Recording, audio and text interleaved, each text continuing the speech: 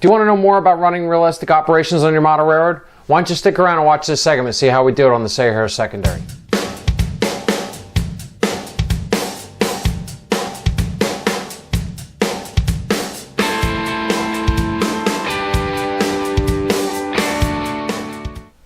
Hello everyone, Joe from Central Jersey Conrail and Englishtown. Welcome back. This is our operations series. Today we're going to be running the WJSA-31. We're going to be leaving out of Brown's Yard and we're heading all the way down to Freehold to work all the industries from Englishtown down to Freehold. So as you remember from last session, we're still working on July 8th, 1988. Last session together we were running the SA-37 and I did that with my friend Steve. Got a lot of comments and questions came back from that session, so let's go ahead and go over the questions. So a lot of questions and comments came up about the loads.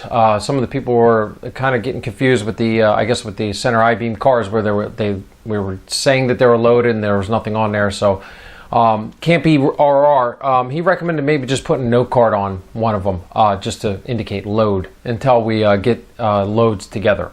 So I think that's a great idea. I'm going to go ahead and look into doing that. So thanks for recommending that. But to answer everybody else's questions who was talking about the loads, I've shifted around my paint shop series, and the next series of videos, like 3 or 4 of the next paint shop videos, are going to be focused on getting loads in the cars. So you can look forward to seeing those changes here on the Ops series. So the next series of questions came from New Haven Rails. So he was asking about the switch lists. Am I going to be planning on handing the switch lists to the crews? And are they going to fill them out, or am I going to have them filled out? So I'm thinking right now that I'm going to go ahead and have all that paperwork filled out, just so it can speed the op session along. After our briefing session, I just hand them the paperwork and say, here's your work order for today. And so that's how I'm going to be using the switch lists. It's just more of a work order so they can visualize which cars they have to deliver, because the car cards, it may be cumbersome flipping through, at least this way it's more displayed and you can see it out front of you. But I still want to use the car cards because I want to keep track of all the cars on the layout. So really, I think even though the car cards have the waybills that give you the 4 cycles and tell you where the cars need to go, that helps you plan out the session, where I think the switch list is more for the crews when they're out there doing the work, so they can say, oh, I need to move these cars and I got to pick up these cars. So that's how I'm looking at using the switch list right now. Also, he was asking me, he said that also you had some special moves in the car cards. Yeah, so as I've been going along doing my car cards and waybills, I've been finding that there's certain little situations that arise that I need to address for certain prototype plants or something like that. So for instance, over at Ciba-Geigy, it's an inter-plant switching job. So what if the plant operator needs a car moved throughout the plant? So I use a blue card, and the blue card is a special order card. And what that tells the crew, hey, this is a respot. We need this car moved from this location over to this location. So this way, it tells the crew that they have an order that's not really dictated on the switch list or the normal operations. So that's what that would be one situation to use. The other situation on the SA-37, I kind of used a special order cards sitting in the bill box for a standing order, just to remind crews, hey, when we're putting the covered hoppers in, the covered hopper loader's on the north end of the facility, so make sure they're all the way at the north end of the spur, not towards the back. And then New Haven Rails also asked about the sound effects again. Sorry, I missed commenting on the comment section. So the software that I'm using is Ed Kapuscinski's train crew software. You can find it on his website. It's Conrail1285.com. It's an open source software. You can run it through an internet browser. So that means you can use it on a computer, you can use it on a tablet, or you can use it on a phone that has internet access, and you just run the program from there. It's not really a standalone app or a download program, and it's totally free. So go over and check it out. If you like it, use it. I'm using it pretty exclusively here, and I've gotten very comfortable with it, and I find that it adds a lot of interest.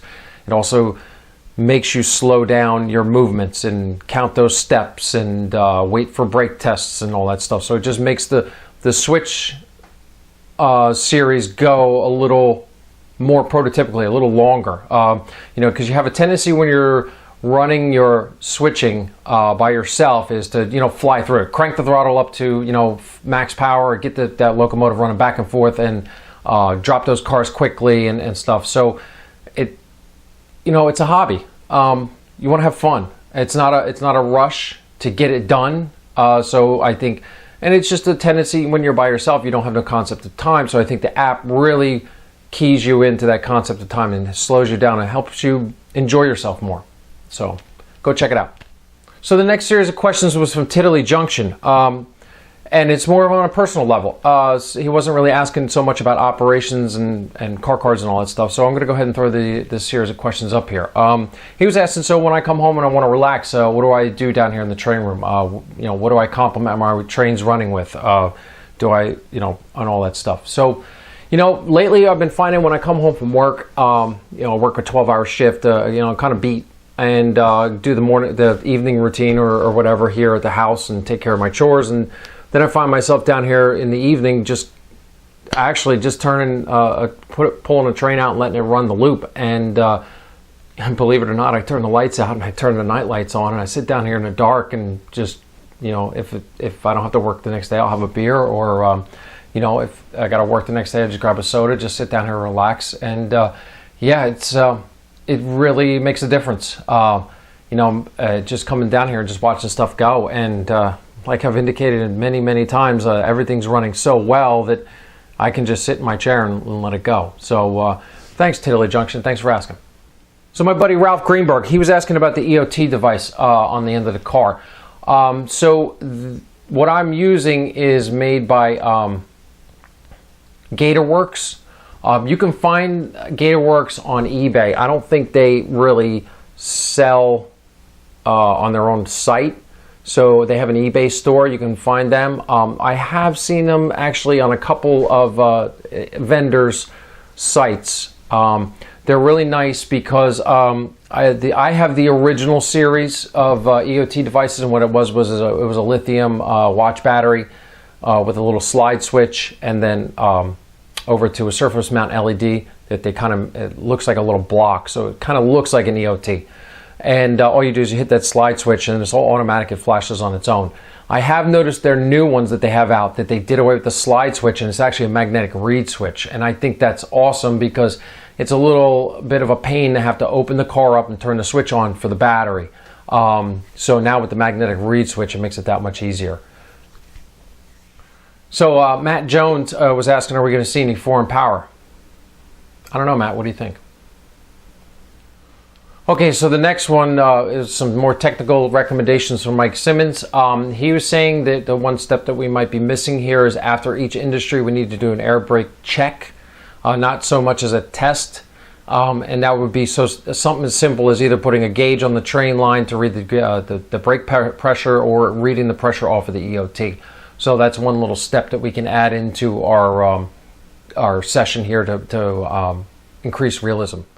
The other thing that Mike was saying was, you know, we need to start setting all of our handbrakes at these industries, because what we need to keep in mind is customers are going to be loading and unloading these cars. They may be using forklifts, they may be using loaders, and they're going to be making movements and jostling the cars around that it could break them loose. So from now on, we're going to have to start setting all our handbrakes before we pull out of an industry and lock the turnout. So Dexter Dog 62. He was asking, what's my experience here with operations? Because it seems like everything's running really well and everything's very informative. So, no experience. Never been involved with a major club. Never been involved with any kind of operations round robin group or anything like that. I was involved with InTrack for a long time. Most of my knowledge was gained for operations through rail fanning and reading. I read a lot of good sources. From Tony Custer and Andy Sperano. Those are the guys that really wrote the book on model railroading operations. So I recommend you go out there and read any or all of their books to really get you in that operations mindset. And then also just from talking to people, finding railroaders like Mike Simmons out there and Mike O'Brien and all you other gentlemen out there who are on my channel.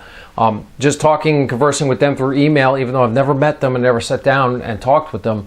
You know, really reaching out through email and getting their insight really helped me refine and hone in on my operations. I was close when we started this, but I think it's really, really dialed in since then. So that's pretty much my experience with operations. So we're just running with it from here. So Frank was also asking about Brown's yard. So, you know, as we pull by here out of the departure yard, we have the 4 tracks, the arrival departures, 3 tracks and the main. And then behind there, you see the blank paper with all the lines drawn out. That's going to be the classification area. So Frank was just asking, what's our plan with Brown's yard? Is it going to be an operational yard, or is it just going to be storage? No, this is going to be our actual classification area up here in Brown's yard. And so it's good. I got the switch lead, and we're going to be pulling trains in and out of there and classifying cars. So that's what you can expect in the very, very near future. Because if you look over my shoulder here, we got fascia up. So we're moving along really well. This month has really started to pick up. So once this fascia gets done, Brown's yard's next, and really itching to get it done because I want to start doing some flat classification. So Auto Betcher. Let me apologize. I'm sorry if I didn't realize in my editing room that the video was a little hazy. So when I saw Auto comment asking about why does it look hazy, I ran down here and looked at the camera, and the lens was dirty. So just because to show you, if you're doing any kind of video, we got to get into a format here of making sure we prep the camera and clean it, because what happened was the video before I was doing sanding on the backdrop, and we got drywall dust all over the lens. So I apologize. That's totally unacceptable, and now I've got a little checklist that I had to make up, so make sure I hit all these points on the camera work before we start working. So one of those is cleaning the lens, so that won't happen any further. So thanks, Auto. So the next comment's from James McCallum. I apologize if I butchered that. I tried my best. He was asking about, with the brake test, does the app produce a failure, and what am I going to do if there's a failure? And this also kind of relates back to Mike Simmons' comment. So no, the app does not generate any failure on the brake test. All brake tests pass. However, what you could do, and what we will be doing in the future, is with event cards. You can make an event card that says one of your trains has a failure on the car. And if I already have some made up, my friend Tony Bowen from Iowa has made some up and sent them to me. And I believe one of those was an air brake failure. So, and then what you would do is you would tag the car out, and we'll use through our car card system. I have bad order cards. We'll put a bad order card in there, and we'll spot on the side so shop forces can come out and repair it on site. So, you know, if you're going to use event cards, you can put in an event card for a brake test failure, or, you know, those die. They work for anything. So have a set of dice and roll a number. Pick a number for the beginning of the day and say it's number 5. You roll a number 5, we got a brake test fail. So every time you go to do your brake test, if you're not using an app like I am, or even if you are using the app, just when you're all done and it says test pass, don't just roll the dice, and if you get a 5, you got a failure. And then just randomly pick a car and spot it out. So there's an idea for you to look at if you want to get in some failures, you know, vary up your op sessions.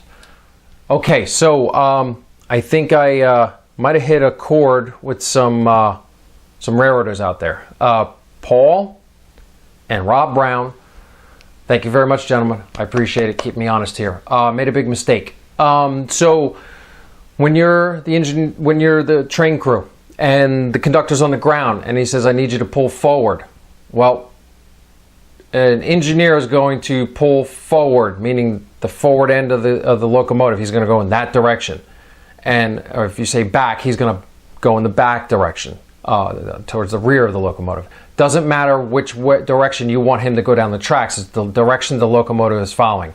These gentlemen were pointing it out that, you know, if I was working with some older engineers, or even some engineers who are more experienced, and I said go forward, they're not going to be thinking what I'm thinking on the ground, and they're just going to go in the direction that I told them. So we need to realize that. Remember which direction your locomotive is orientated, and tell the engineer that you want him to go in the direction of the locomotive, not the direction of the track. So yeah, good point. And I'm going to have to train my brain, because again, not being a railroader, I never really thought of it in that respect. So thank you, gentlemen, for pointing it out. Heinz Ketchup asked a question: when will you continue work on the layout? Yeah, well, we put out another video, the Sayreville running track. I'm sure a lot of you watched that. Is the layout really ever done? Thanks. Okay, and the last series of questions and comments that I'm going to cover for this video is going to be from Conrail 1996. That's from Phil. He was saying that I need to start counting down, you know, 5, 3, 2, 1, half, and then tell the engineer to stop. So yeah, I'm working on that, Phil. It's just something I got to get in the habit of. Okay, so the second topic that Phil brought up was three-step protection. So let's talk about three-step protection. What three-step protection means is that when a conductor wants to go in between the cars to pull a pin, set the airlines or something like that, he calls up to the engineer and asks for three-step protection. And when you do three-step protection, your field winding needs to be set to neutral, your throttle's at 0, and your reverser is in neutral and with the brakes set. So that's your 3 steps of protection to prevent that locomotive from accidentally being moved while he's working in between the cars. I have talked to some other people, and they said that certain railroads might use a different term, like Union Pacific calls it the red zone. So they say we're operating the red zone, so then the engineer knows to set those parameters on the locomotive so that the train doesn't move. So now Phil was saying that I need to be using 3-step protection.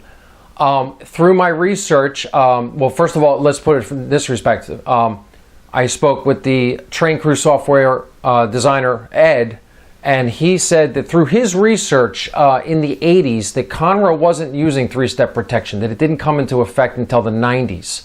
So I've been searching around, and nobody really knows when the exact date when they started using this 3-step protection on Conrail. So if you're in the modern day, definitely want to start using that 3-step. And what I would do is I would just take an extra 3-second pause on your fast clock and call it out so that the engineer knows. That would just, another little pause in the operations. For right now, I'm just going to say that I'm not going to go with 3-step because the sources that I've found in the Conrail Historical Society, being Ed, has said that from their research they don't think in the mid to late 80s they were using 3-step. So if anybody out there is watching my videos and you're a former Conrail train employee, conductor, engineer, train master, whatever, hey, please chime in here. Let's get a discussion going and find out what we know, because I really need to find somebody out there who worked for Conrail in the 80s and sit down and pick their brain. And it's a very active search right now that I'm trying to find some employees that I could speak with, and I haven't come up with anything yet, but the search continues. So we'll address that topic at a later date when I get more information. Okay, so that's all the comments and questions we're going to go over today. Tons of comments. Thank you everyone out there for commenting. IXO Pop, Tom Stoto, anybody I'm missing. I know all my followers out there that you guys all commented in on the video. You guys really liked it. So thank you. I can't believe how many. That's got to be the most comments I had to go over in a long time. So thank you everyone for watching and chiming in. So now it's time to get to work. We're going to move the camera around and we're going to set up and we'll go over our paperwork for the SA-31. Okay, so in that big sea of blue there in the arrival departure area is our train SA-31. Today's train, we have 2 locomotives. On the point is U23B 2719 and B23-7 number 1913. Today's train is going to be a little longer than usual. Number one, I got a couple extra cars that popped up in the cycle, and I'm adding the Industries of Englishtown today. We're going to be first time we're going to be switching to Englishtown. So here's our switch list for today. We're going to be dropping 2 covered hoppers at Agway. We're going to be dropping a boxcar at Triangle Lumber. We are going to be picking up from Agway the same, 2 boxcars and a covered hopper and a boxcar from Triangle Lumber. And then we have work to do down at Freehold. At Preston, we got to pick up a covered hopper and 2 tank cars, and we have to drop a covered hopper and 2 tank cars. At the Freehold Lumber, we need to pick up 2 empty center beams and a boxcar, and we're going to be dropping 2 loaded center beams and a boxcar. And then we have to pick up 2 boxcars on the team track, and we're going to be leaving 1 on the team track. So we got a bunch of work to do. Okay, so that's our switch list for today. So here's our Form D for today. We're going to be using Form D number C107, dated July 8, 1988, to C&E, the number 2719, circle line 2, operate in both directions on single track between Browns and Toth. Okay, dispatch is going to be JD, and time effective is going to be 7:04 p.m. Okay, so my crew's got the train assembled. They've already done their initial air brake test. We have all our paperwork in order, so we're going to go ahead and start pulling out of Brown and start heading down the line.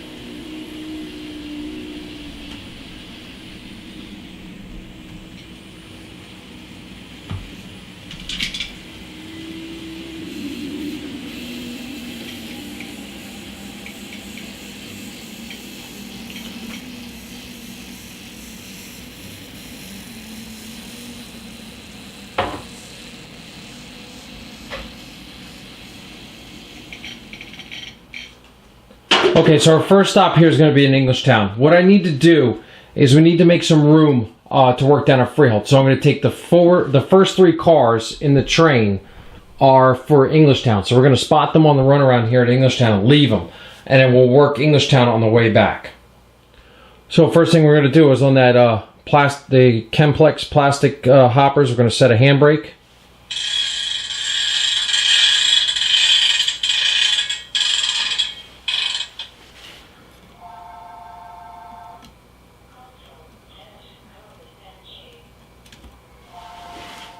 Okay, so now we're going to uncouple and we'll pull ahead.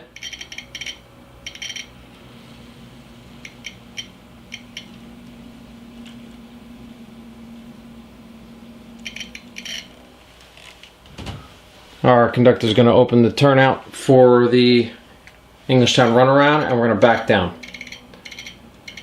Now don't forget there's a crossing here, so we don't want to obstruct the crossing for too long, so we're going to make sure our cars are all the way towards the back.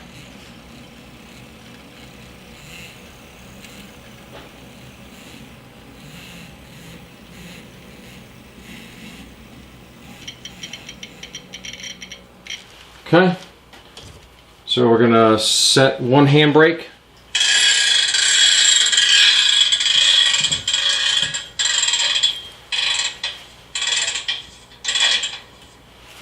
We're going to uncouple.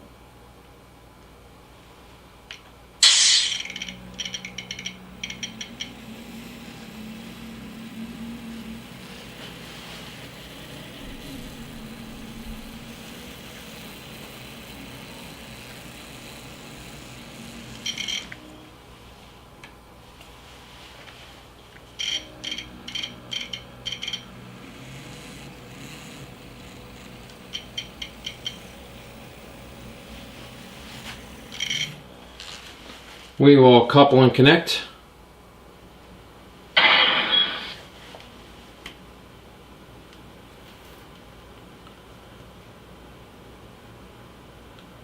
We're going to release the handbrake on that hopper. And now my conductor is going to verify pressure using a gauge off the train line and verify that the pressure is good. And he's going to get back on the locomotive and we'll pull ahead.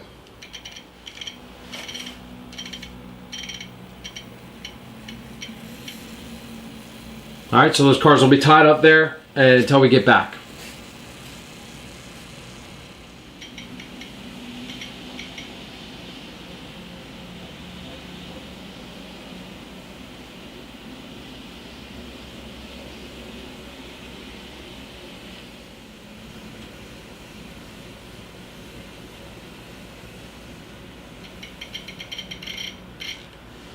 Okay, so we're going to stop the train here. So because our train's like 10 cars and the runaround only holds about 5, what we're going to have to do is we're going to have to do this switch maneuver in pieces. So the first thing we're going to do is we're going to drop back here on the curve. We're going to leave we're going to take the cars for press down at this time. So what I'm going to do is we'll set our handbrake. The first 2 handbrakes on the lumber cars. So that's 1.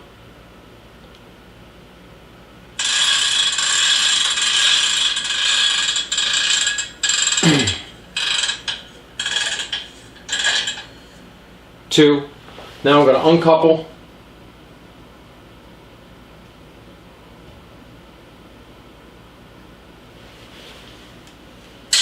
And we're going to pull ahead.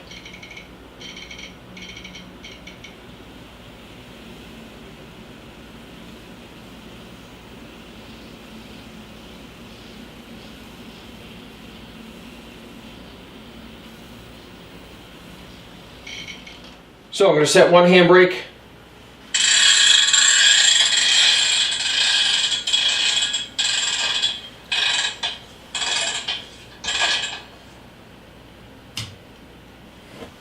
I'm going to uncouple, and we're going to pull ahead with the locomotives. All right, so the conductor is going to open the turnout for the Freehold runaround. Now we're going to back down. We're going to round these cars so we can work press tone.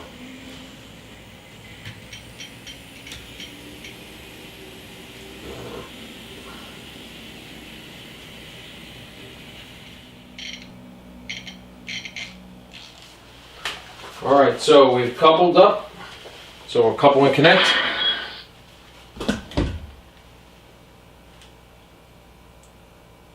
And we have to release the handbrake. Okay, so there's press down. So our the first order of business is we're going to be picking up those empties off of press down. All 3 are coming out, and then we're dropping the 3 loads in there. Alright, so we'll have our conductor open the turnout for press down. And we'll have 2719 pull forward.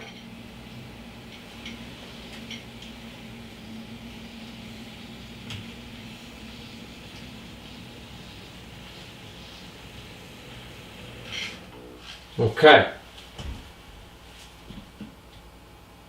So we will couple and connect.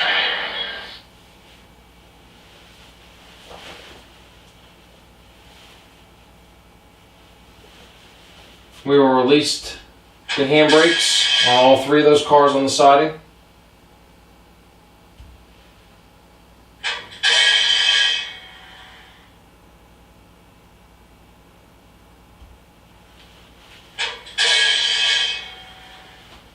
Alright, so now we're going to have 2719 pull back.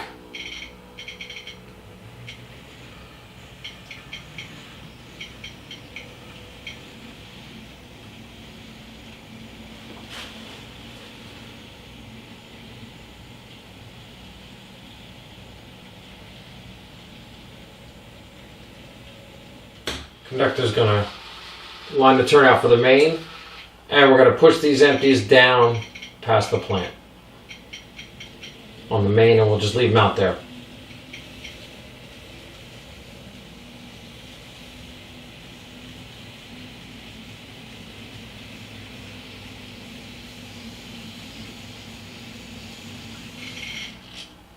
We'll leave them right there. Alright, so the conductor's going to set a handbrake.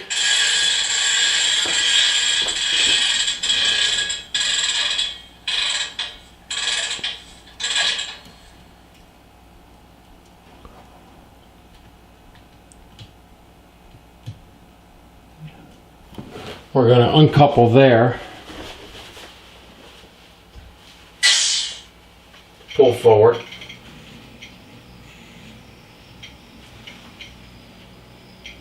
open the turnout for press down, and we're going to push these 2 tank cars in first because I want my tank cars in the back of the plant, and then we'll pull that plastic copper and put that in last.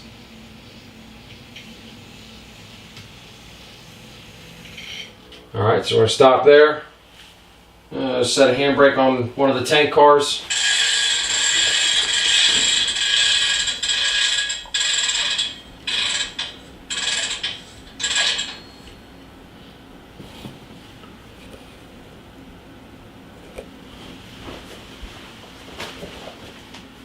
We're going to uncouple and we're going to back out. Now the conductor is going to line that turnout for the main, and we're going to pull forward.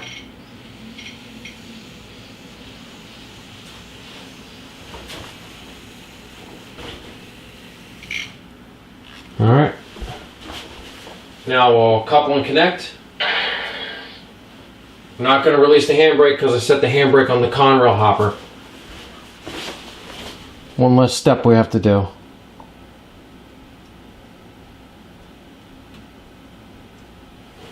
Uncouple.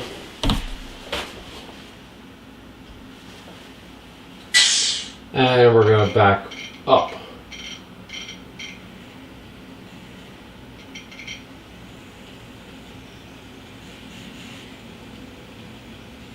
Have the conductor open the turnout, and we're going to push forward with this hopper. We're going to have to couple up to those tank cars and release that handbrake and then push them all the way back.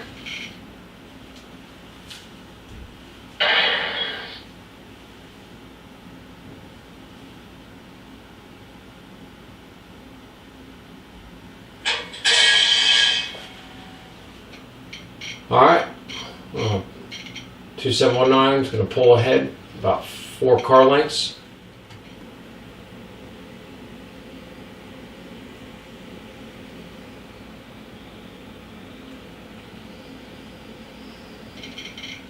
All right, so we're going to stop there. Conductor is going to set 3 handbrakes.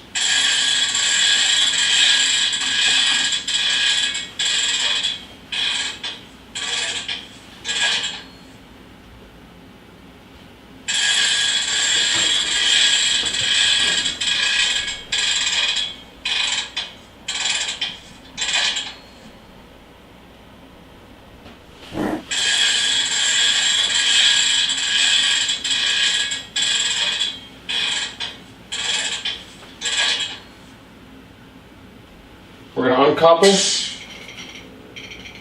and 2719 is going to back out of the plant.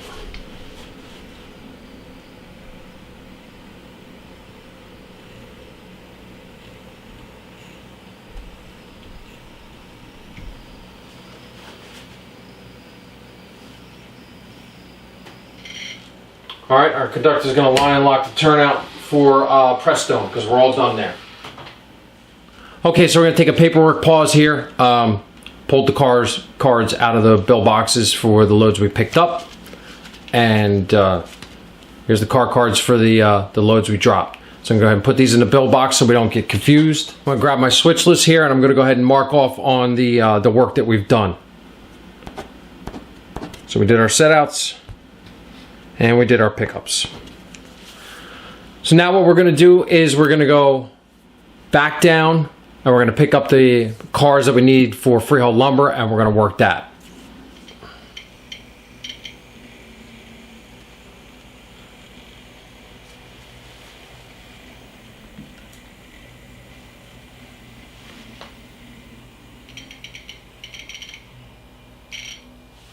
Alright, so we're going to couple and connect.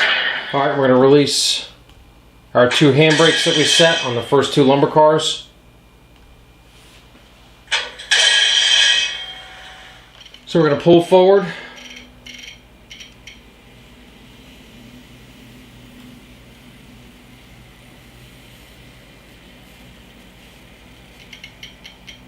Now we're going to leave our EOT car and our box car for the team truck. We're going to just leave it here. So we're going to set a handbrake.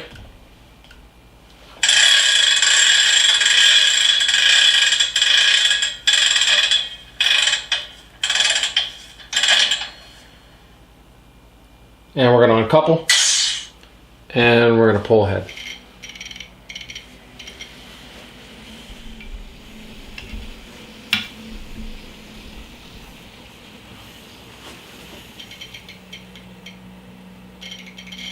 All right.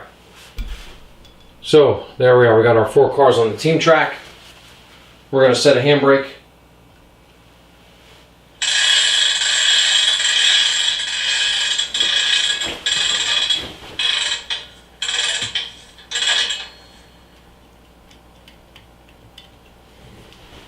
Uncouple, and the conductor's going to have 2719 pull forward.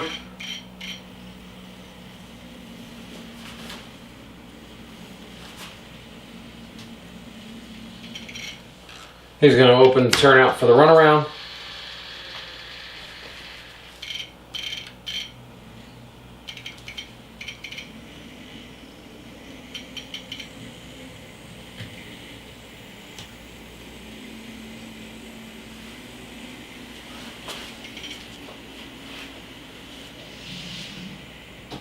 Okay, so now that we've run around our train, before I get moving with the loads, I'm going to go down and we're going to work in Freehold lumber pulling the empties.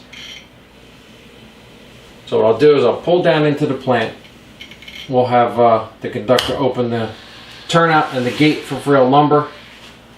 And we're going to pull on down. I'm going to grab them I-beams first, and then we'll grab the box scores. Okay, so we're coupling and connecting.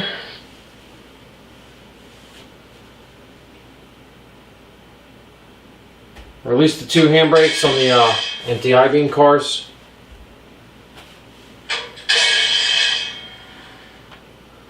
And we're going to back up.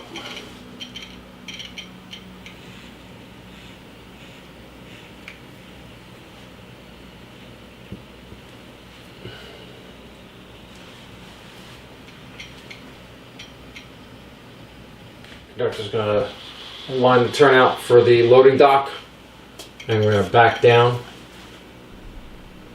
and pick up the cars at the loading dock.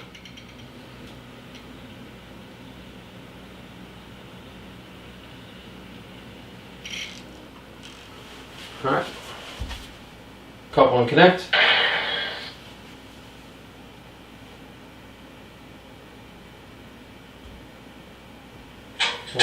We'll release the handbrakes.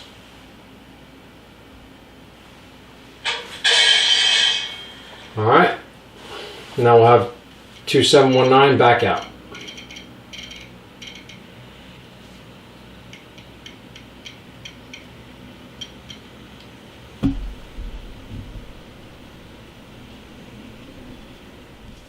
Okay. Conductor's going to move the turnout, and what I'm going to do is I'm going to put these empties on the runaround, and we'll leave them there until we're done with Freehold lumber.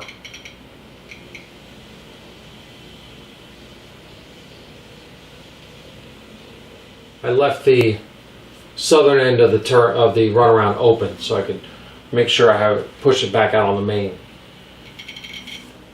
So if you look down here, those last 2 box cars are actually past the runaround. Alright, so we're going to set a handbrake here.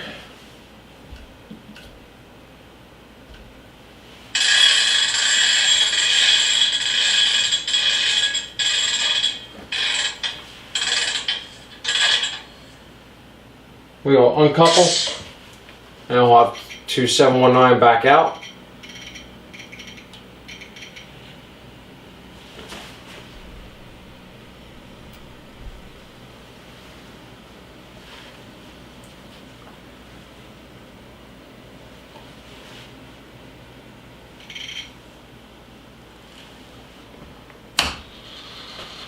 Conductor's going to move the turnout for the main, and we're going to pull forward and couple onto our train. So we couple up.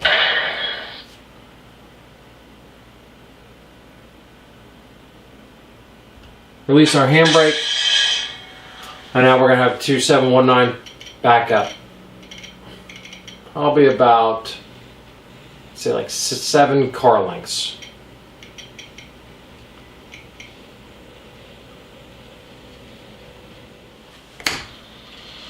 Now our conductor is going to line our turnouts for the flat loading area for the I-beam cars. That's that curved section down at the bottom of the screen there, because that's where my I-beams need to go.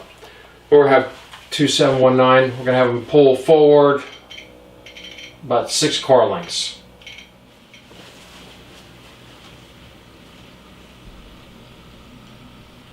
One more car length.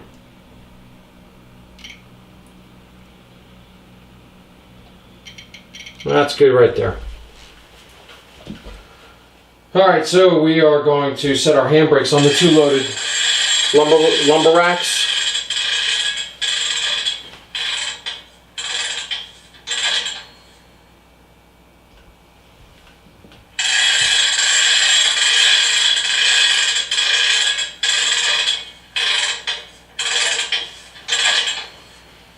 We'll uncouple these here.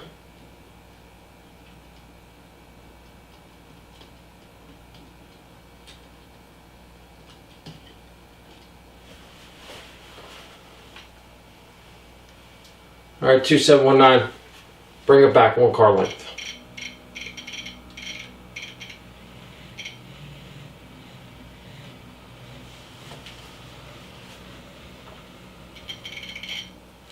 Alright, now I'll line that turnout for the loading dock. Alright, 2719, we're going forward 5 car lengths.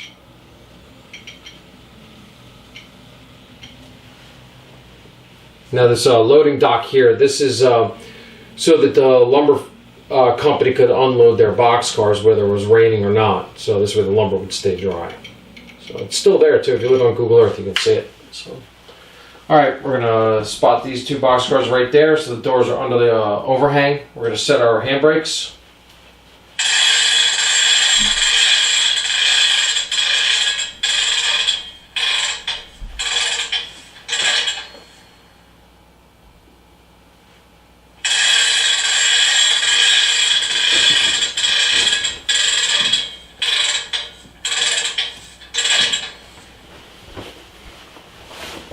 We're going to uncouple and we're going to back out.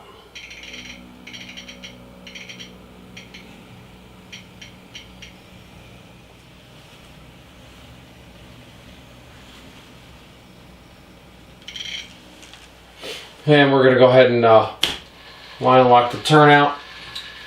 Conductor will close the gate for the lumberyard. 2719, we're just going to pull forward and we're going to couple onto our empty cars.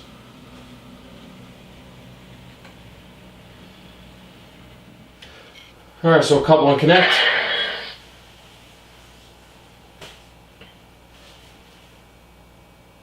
Release our handbrake. Alright, now we're going to push forward and we're going to couple up to our other train, the rest of our train that's down there on the curve.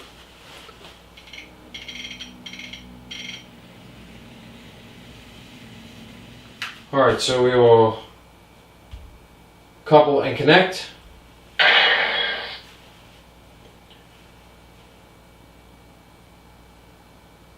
We're going to release the handbrake on that car that we set.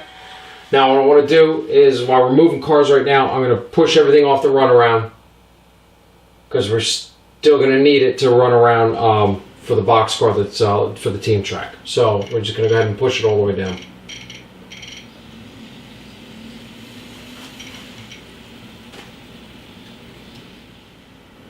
Alright, so we're going to set a handbrake.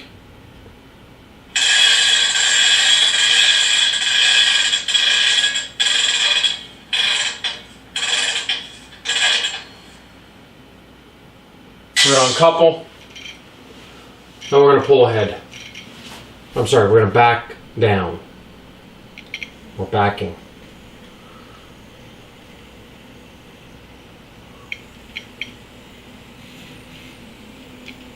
Alright, I'm going to stop here and we're going to take a paperwork break. Okay, so before we go any further, let's take care of our waybills. These are the empties coming out of the bill box. And here's our loads going in the bill box. So I'm going to go ahead and drop those in so we don't get everything all mixed up. And then we're going to go ahead and update our switch list. So I'm going to mark off the set outs that we made and the pickups. All right, let's get back to work. We're gonna pull down and we're gonna pick up the EOT car and the box car that needs to go on the team track, and we'll get our train all assembled to head back to Englishtown. All right, so 2719 is gonna back down. We're gonna couple on those last two cars there on the curve. Okay, so we'll couple and connect.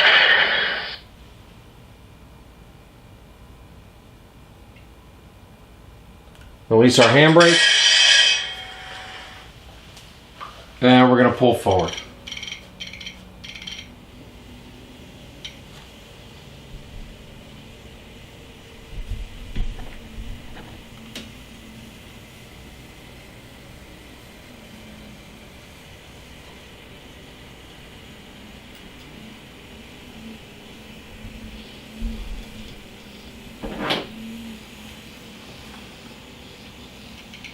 All right, so we're going to set the handbrake on one of these cars.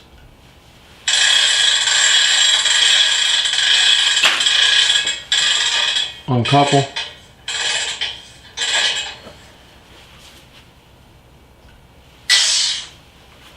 Now pull forward. We're going to pull forward.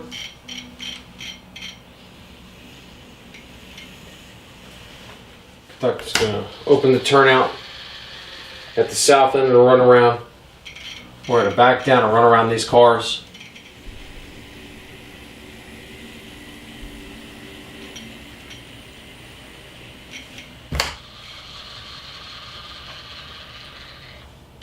We're going to pull forward. And we're going to couple and connect.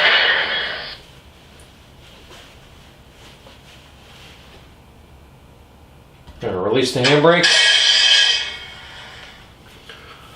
All right, so we're going to have 2719 back up a little. We're going to go back about 3 car lengths.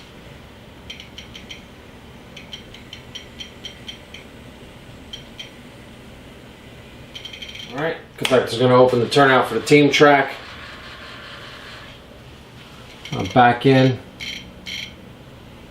I'm sorry, we're pulling in, so we're going forward.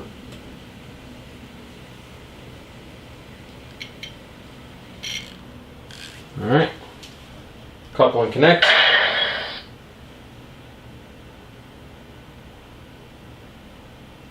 Release the handbrake on that car. And we're going to back out.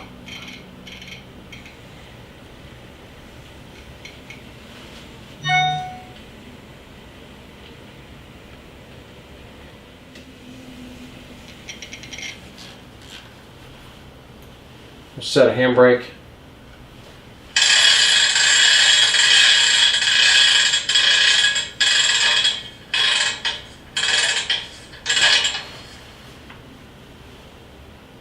Now we're going to back up. Going back 2 car lengths.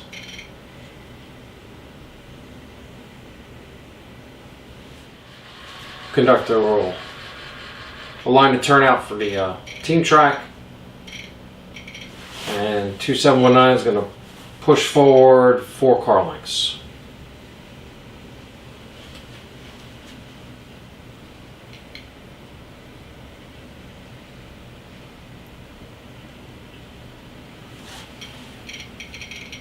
So now what's going to happen when scenery gets put in here is, well, I have a couple. We're going to set a handbrake. When scenery gets in, back over here where this box car is, there's going to be a gravel lot where they would pull in and unload the bricks. And then the crossing came over here on this side of this overside on this side of the building. There was a crossing crossing would have been right in here. So there'd be a dirt crossing in here and the loading area is over there. So that's kind of where the scenery is going. So our handbrake is set. We're going to uncouple and we're going to leave this car here. And back out.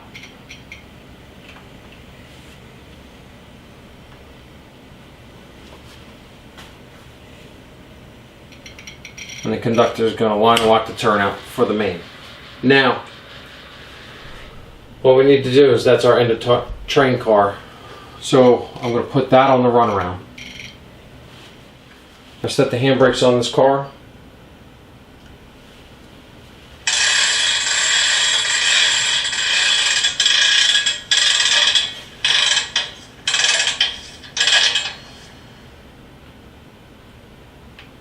We're going to uncouple and we're going to back up.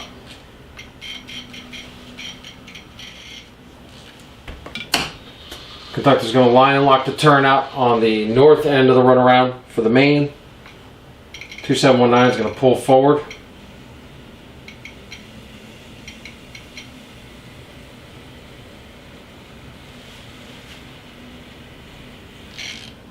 And couple and connect.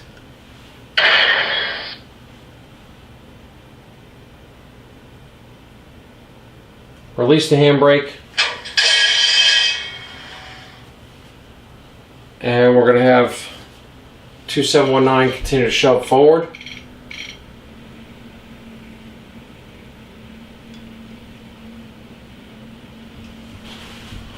And we're going to have to stop here. Conductor's going to line and lock the turnout for the south end of the runaround because we're all done.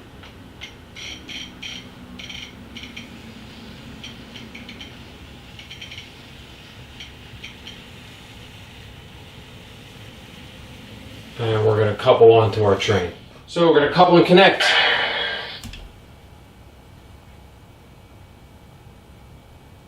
We'll release the handbrake on that first empty. Alright. So now, the engineer is going to move over to 1913, and they're going to have to shift the control stand. So give them time to do that. And while they're doing that, we're going to go over our paperwork. Okay, so I got the waybill for the car that we picked up off the team track. Here's the waybills for the one we left. I'll put that in the box so we don't get confused with all our paperwork. Now I'm going to go over and update my switch list. So we took care of the team track, we did the set outs, and we did the pickups. Okay, so now we're going to get back to our train, and we've completed all our work here in Freehold, and we're going to head back. We're going to go north and head towards Englishtown. We'll switch out of Englishtown and we'll head on back to Browns. Okay, so now that our control stand's been shifted over to 1913, we're going to start backing up here and pulling the train out. I know I said that we were all done in Freehold and we lined and locked the turnout, but I made a mistake. We got to pick up our end of train car over here with the EOT device on it.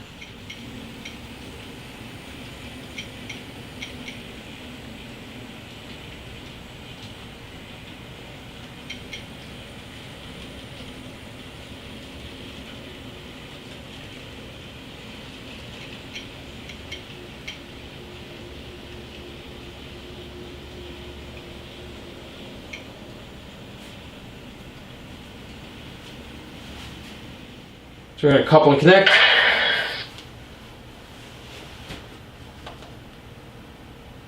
Going to release the handbrake. And while our conductor's on the rear end of the train, he's going to verify the brake pressure at the EOT device. And that's read at 90 pounds. So we're good to go. 1913 is going to back up about 4 car lengths.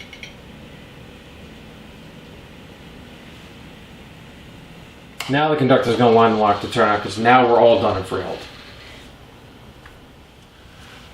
Okay, so here's our, this is the newest section to add to the SA-31. This will be the last town before the train heads back to Browns. This is Englishtown, my hometown, so if any of you missed this part, this is the Agway over here, and this here is Triangle Lumber.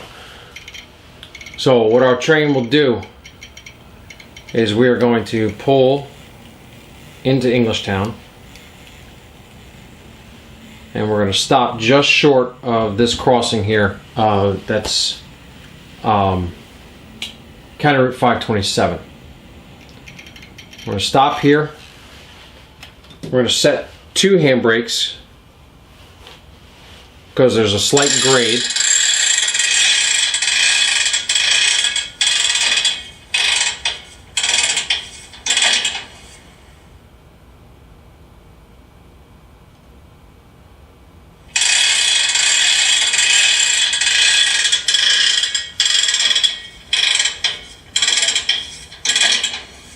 Alright, so we're going to uncouple this car here because we want to leave this grade crossing clear. So uncouple, and we're going to back up. So we don't have any tortoises installed in this section yet, so we're going to be doing this all manually. Alright, so the conductor is going to open the turnout for the spur line. 1913 is going to pull forward. Okay, so we are going to release 2 handbrakes.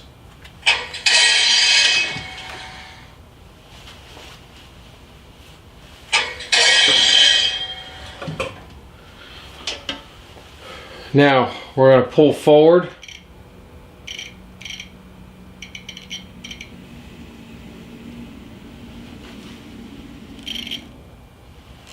We're going to couple and connect.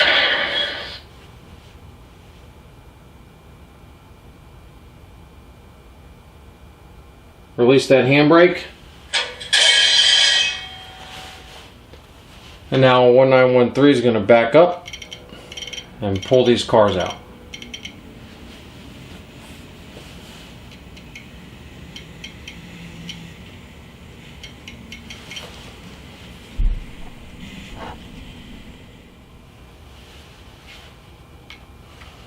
Okay, so now 1913 is going to push forward.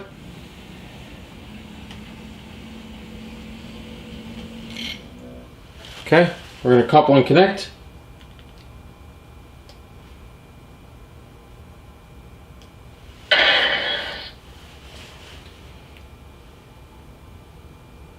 We only set 1 handbrake before.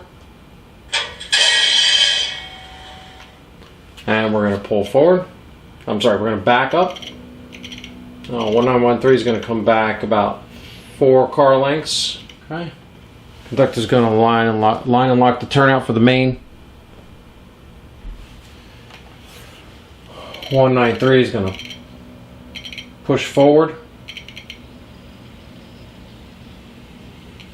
And what we're going to do is we're going to go all the way back to triangle lumber first and drop that boxcar for triangle lumber. Just to protect our crossing.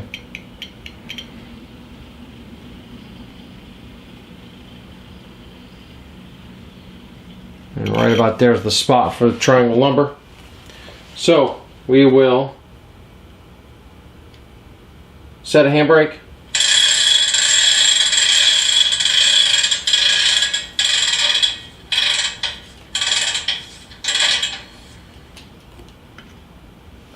We're going to uncouple. We're going to back up. A little dirty spot there. Now we're going to spot these 2 cars right here. So we'll set our handbrakes.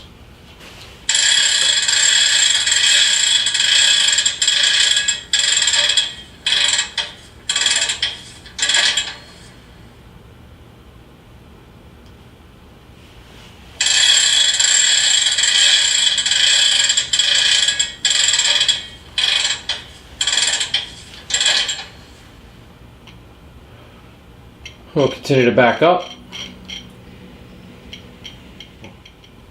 Line and lock the turnout.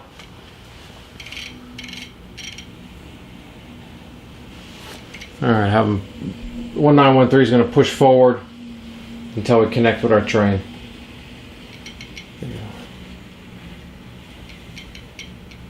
Stop here and let the conductor protect the crossing. And then we'll come on back.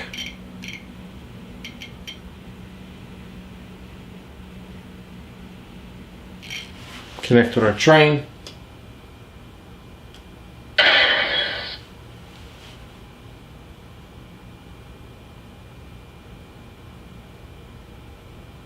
We set 2 handbrakes, so we're going to release 2. And now what I'm going to do is I'm going to clear the crossing.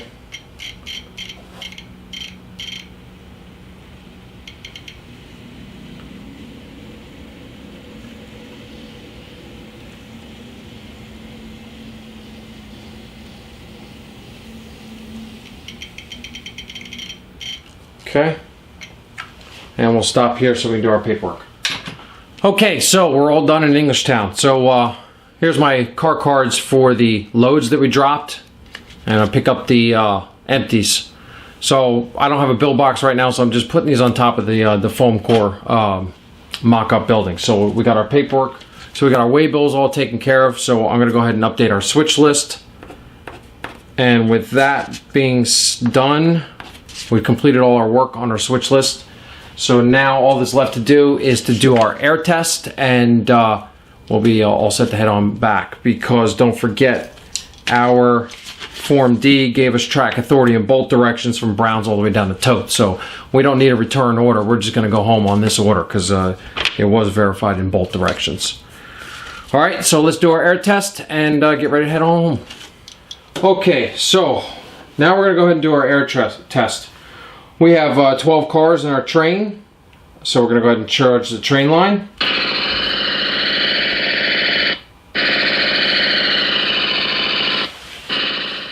Okay, so our train line's charged, it's reading 90 pounds.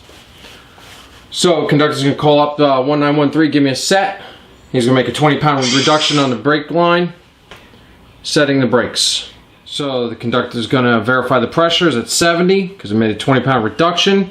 And now he's going to inspect. We're going to walk back, and we're going to make sure that all the brake shoes are set. Okay, so our conductor walked the whole train. So he's going to call up 1913. That was a good set. Give me a release. So engineer released the brakes, and now he's going to walk forward and inspect that all the brake shoes are released. So all of our brake shoes were released, and that conducts our test. Test was successful. So now, with that being all set, we're gonna head on out and head back to Brown's yard.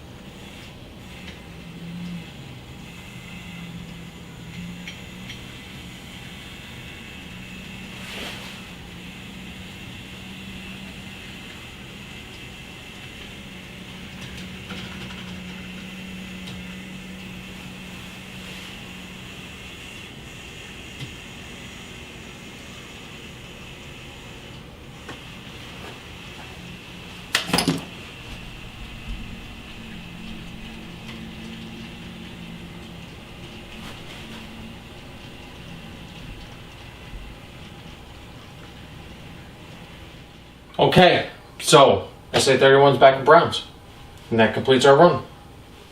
Okay, so there you go. That's the SA-31. We got back to Browns. Time on the fast clock was 12:45 in AM because we started at 7:04 in the PM. So that's pretty good. That's under the 8-hour mark.